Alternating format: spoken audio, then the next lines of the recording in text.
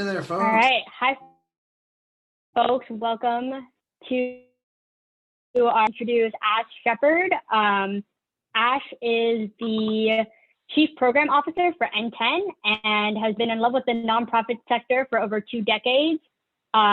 He has an affinity for systems thinking, strategy, and playing the role of interpreter, helping organizations connect with new ideas. So, Ash, if you want to introduce yourself, and then we can see if folks have any questions. Yeah, I think on top of that, like you shared, Ash Shepard, my pronouns are he, him. I've worked at N10 for about 6.5 years, although I've been active in the N10 community for another 7 before that.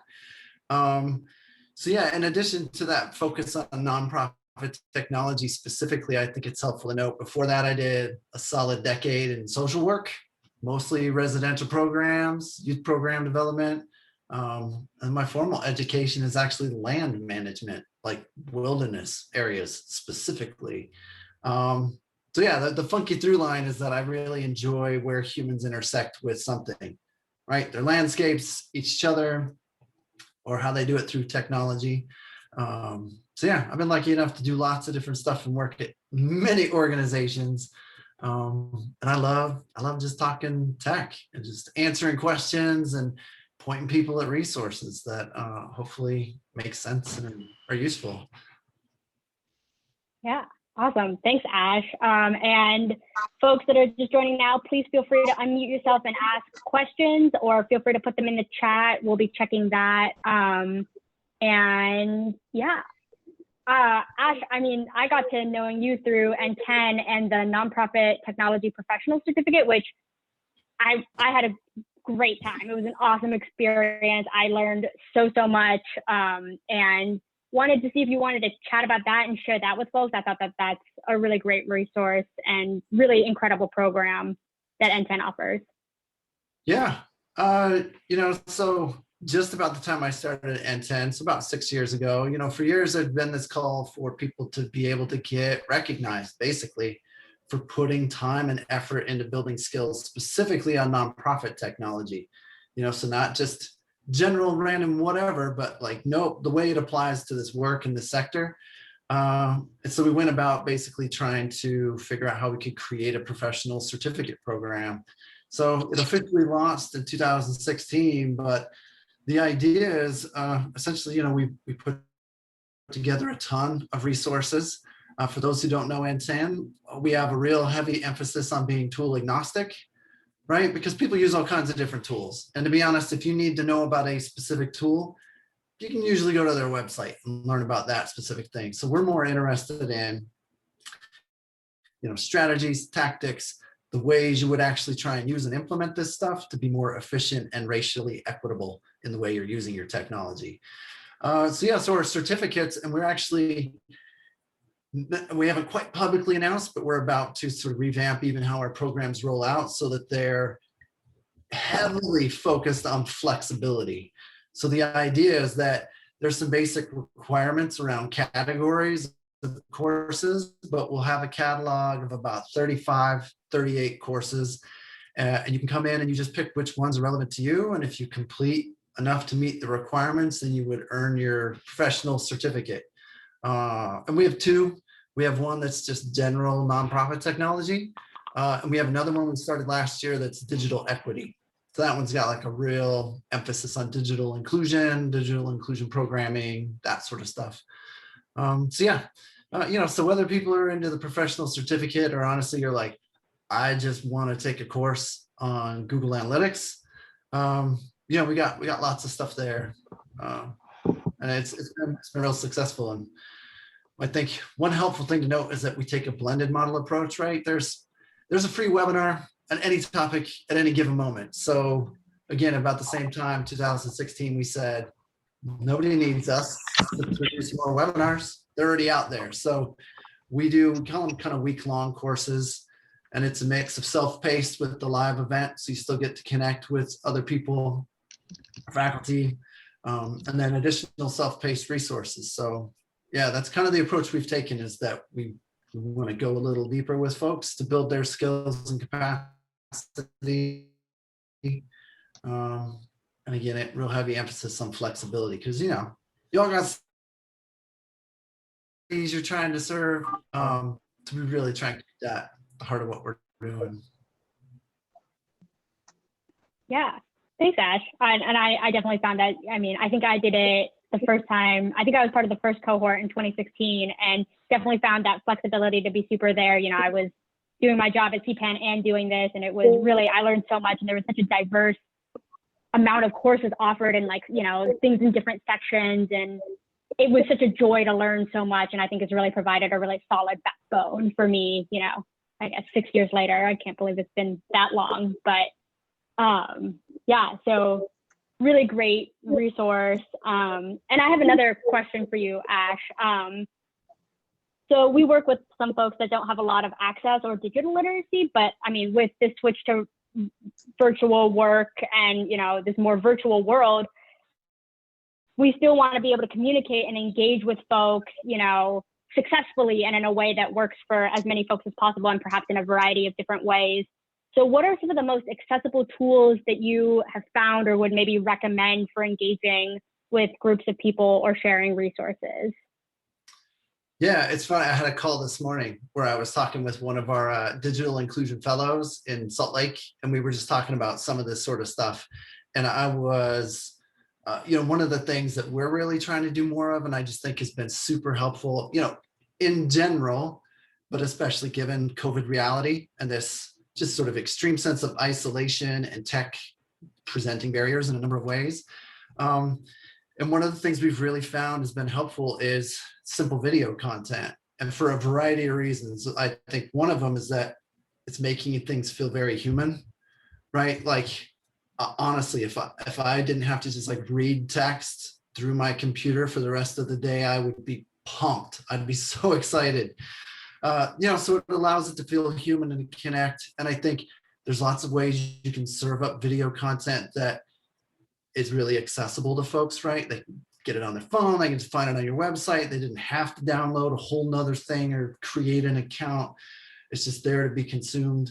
But some of the other stuff that I think is really helpful is that, you know, being able to use captions gives you an option to, one, make it accessible in general, but it also creates an opportunity to add captions in multiple languages. You know, so instead of trying to say like, oh, well, we can only provide it in one language, or we have to now present it 6 different times, and then people have to try and find the right, you know, it creates a way to make it accessible, but also reinforce that sort of community that people aren't getting to organically bump up against right now, you know? So when you're watching something or you're learning, getting a resource, and it's real clear that this is awesome. There are captions available in English, Chinese, French, German. It's again, this reminder of like, oh yes, there's this world and it's full of all kinds of diversity and it's rich. And again, it was in one place. And from the organization standpoint, there's some amazing tools that are both free and super easy, I've found, to be able to start spinning up some of those captions and things like that. And so again, you know, from an organization standpoint, it can make it easy to try and accommodate some of that. So yeah, I think it's been really good. And again, you know, people are consuming a ton of content, and that's a way that people enjoy. You know, it's like, oh, I'm going to watch this video. Maybe it's only 3 minutes, or maybe it's kind of heavy on learning, and it's still only 10 minutes. And it's like, I can find 10 minutes in my day. I probably can't find 90 minutes to just watch a recording. And so, yeah, I think that's something that's, with the tools and tech available now, can be really easy for organizations to try and roll some of that stuff out without having to learn a ton of new complicated tech or buy expensive user licenses and all that kind of business. Yeah, awesome. Thanks, Ash. And I just wanted to pause there and see if any folks have any questions for Ash.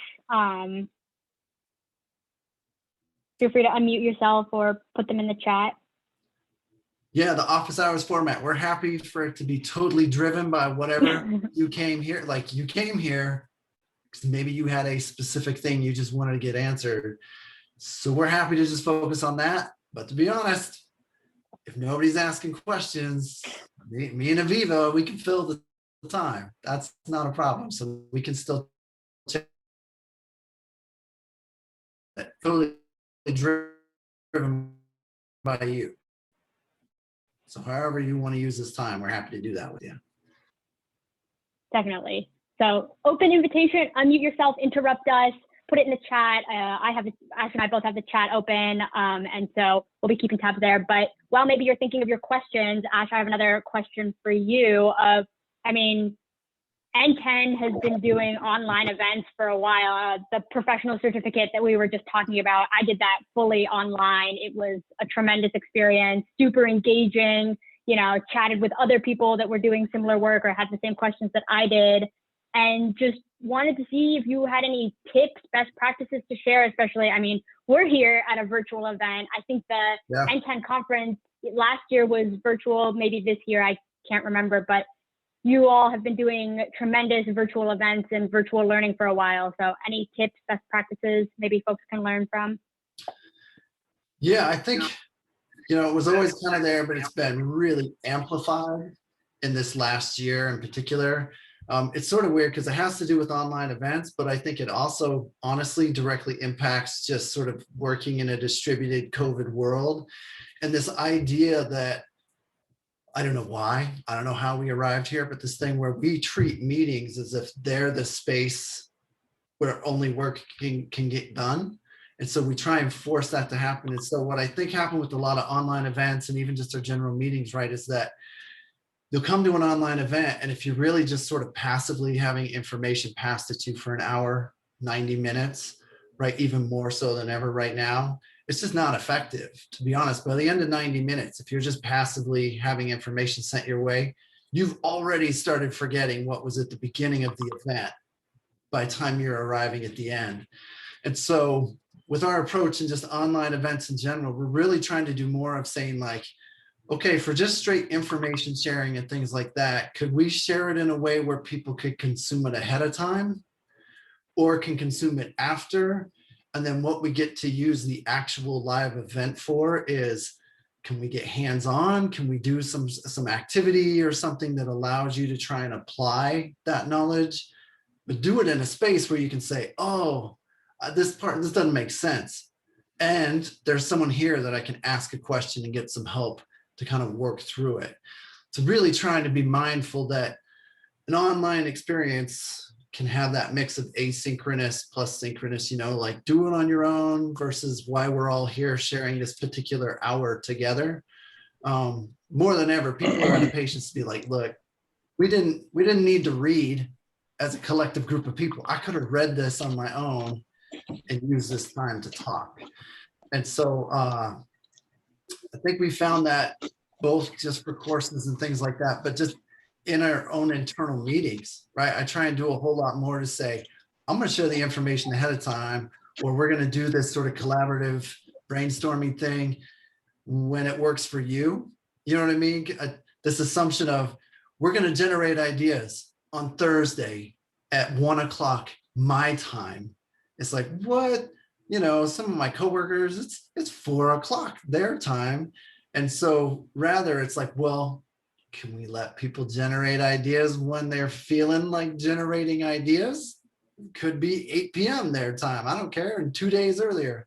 So like, let those parts happen so that the actual shared real time is about conversation, dialogue, and that bouncing off each other that's honestly is so valuable, and you can't get it any other way. But it's shocking how much of our shared time is honestly doing things I could have just done on my own. And so that's probably the biggest tip I had, is like really encourage people to authentically lean into figuring out how to do the asynchronous part within their teams or in their events, and just do it like that, so that when you are sharing time, the most limited thing any of us have, it actually feels valuable and useful compared to what you can be doing with other parts of your day. Yeah, thanks, Ash.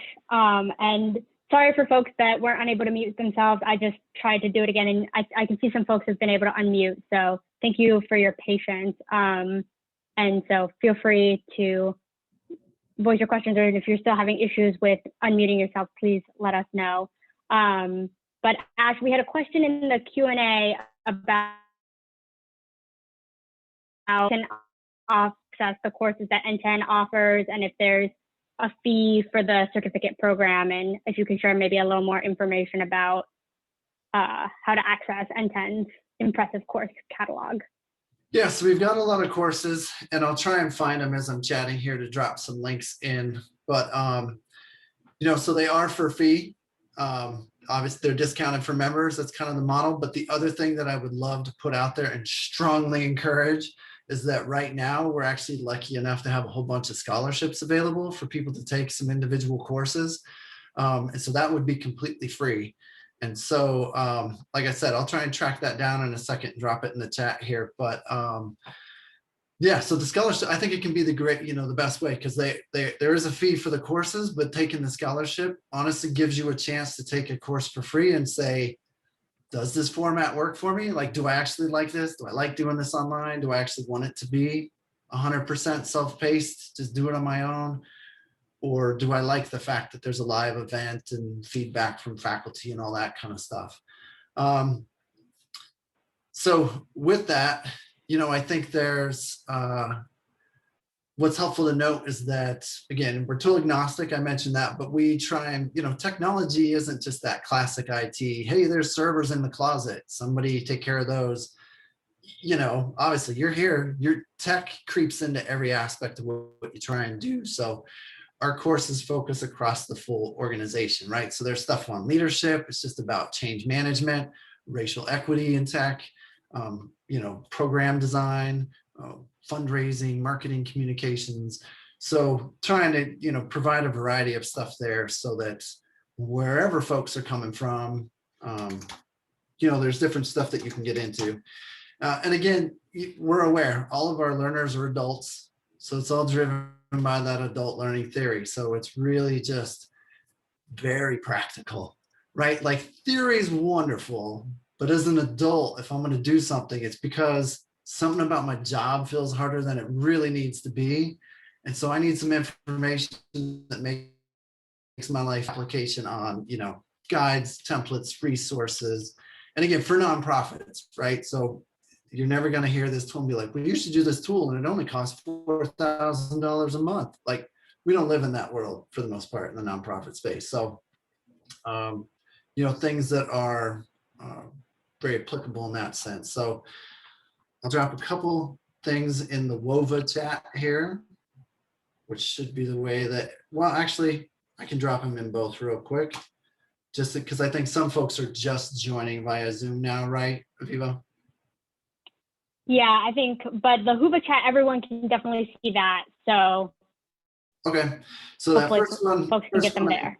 First one I dropped is just to the list of courses.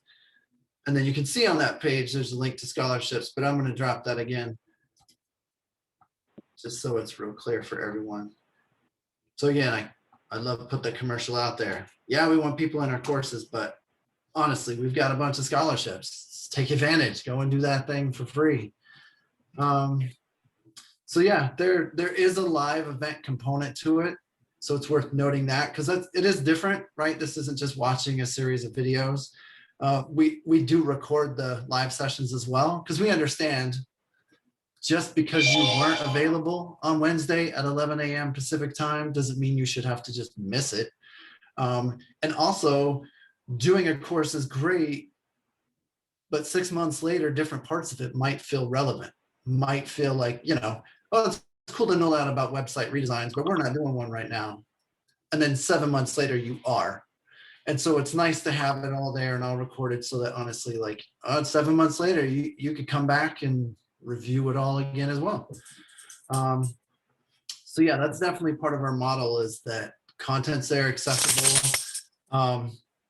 We're happy to have you share it with other people at your organization, right? Like, there's no weird proprietary, our goal is to just help organizations as well as individuals. So you can take that template guide resource and download it, send it on to your colleagues, all that sort of stuff.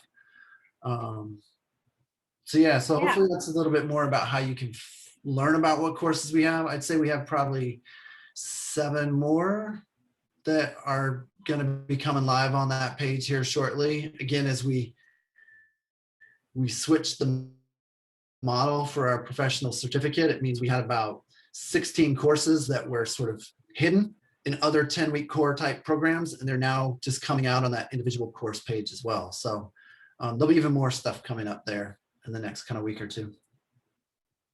Super exciting, Ash. And hopefully folks have been able to unmute themselves. So I just want to pause here and see if anyone wants to unmute and ask Ash any questions.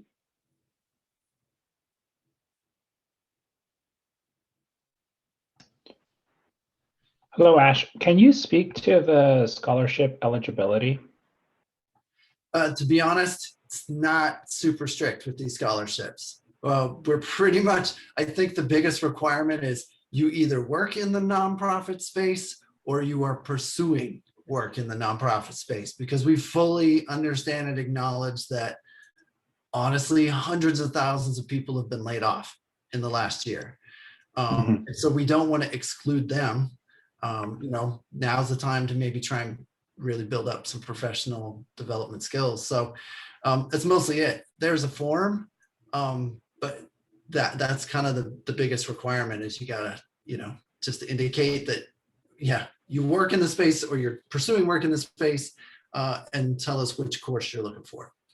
This one's not. So the other thing that's helpful to note, these scholarships are on a rolling basis. So it's not this thing where like there's a deadline and then we'll review and only certain, these scholarships are set up basically like they're still available. So if you apply, we'll review it within like a day or two and get back to you.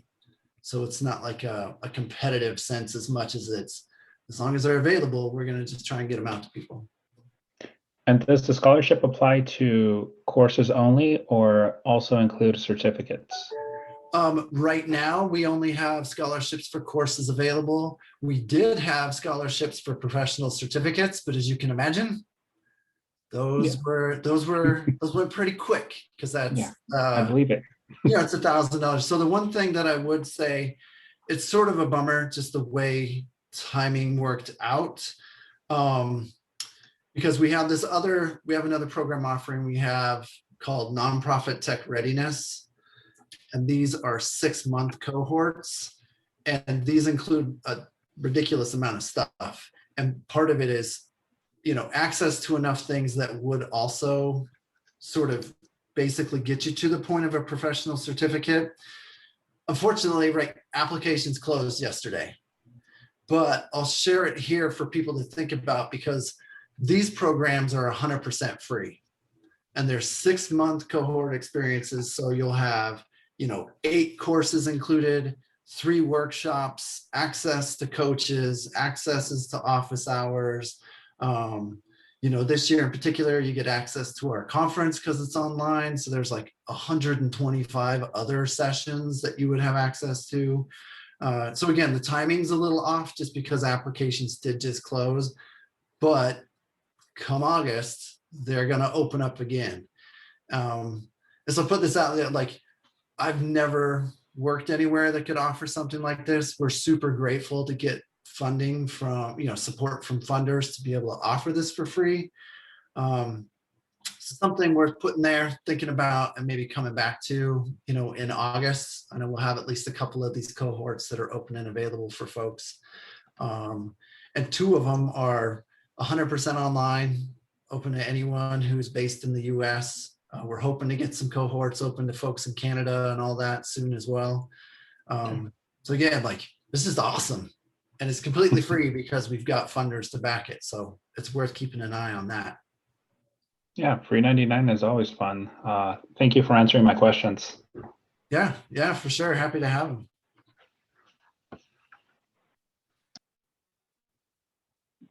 I know we have just a couple minutes left here, but wanted to see if anyone wants to unmute themselves or put a question in the chat, and we can have Ash answer them. I think one other plug I'd make is that even though N10 is a membership organization, right, we have this really robust, active online community space that has nothing to do with membership. Like, it's not restricted or anything like that. Like, anyone who creates an account can go and connect in there. And I just think that's a really helpful resource for a whole range of things. You know, we see people all the time, they're like, we're about to do a website redesign. Has anybody worked with someone that they actually liked?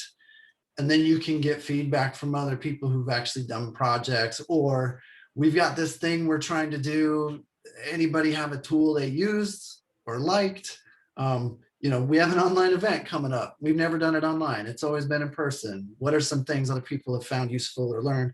It's just a space to connect with, you know, literally thousands of other people who work at nonprofits and are just trying to figure out how to, you know, do some good with it. So I just put that out there as a resource for people to think about, because again, it's free. It has nothing to do with membership, and it's just there, you know, year round, all the time. It's a great place to connect from, you know, thousands of people who are just trying to do solid work in their communities, like all of you. Yeah. Ash, do you mind putting that in the chat? Actually, it's so funny you mentioned that. CPEN just did a website redesign, and the folks that we wound up using, actually, you know, when we first decided we were going to do a website redesign, I poked into the message boards and kind of just searched for website and WordPress, because we knew we wanted to switch to a WordPress site. And the folks that we wound up going with was recommended in one of those community chats. So Oh, nice. I can definitely useful. And so, yeah, definitely recommend. And Ash, if you don't mind putting a link in there into the chat, it's a great resource. Yeah, I'll drop that in there right now. And then I know it's, while Ash is doing that, I know it's 1 o'clock, but wanted to see if there are any other last minute questions from folks.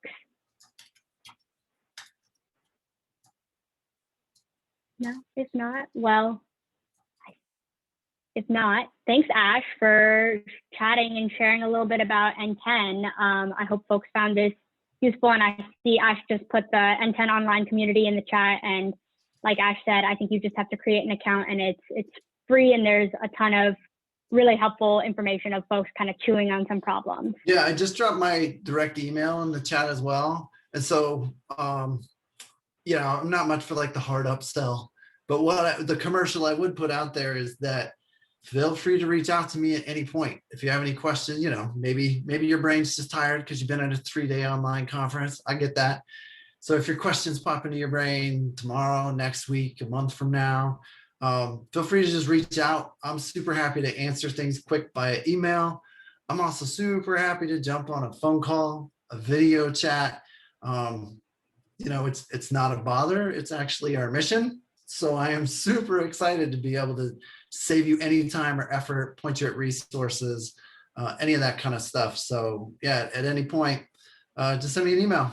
I'm happy to help you out, save you some time in the Google, anything I can do to just get you to the more like efficient, equitable use of technology, and less time feeling like you just spinning your wheels. Yeah, awesome. Well, thanks so much, Ash. And please, everyone, feel free to reach out to Ash. He's great, super knowledgeable, and check out the N10 online community. But thank you all for joining our third and final office hours, and we hope you enjoyed the conference. So thank you, Ash, and thank you, everyone. Thanks, everyone, for sharing your time today. Bye.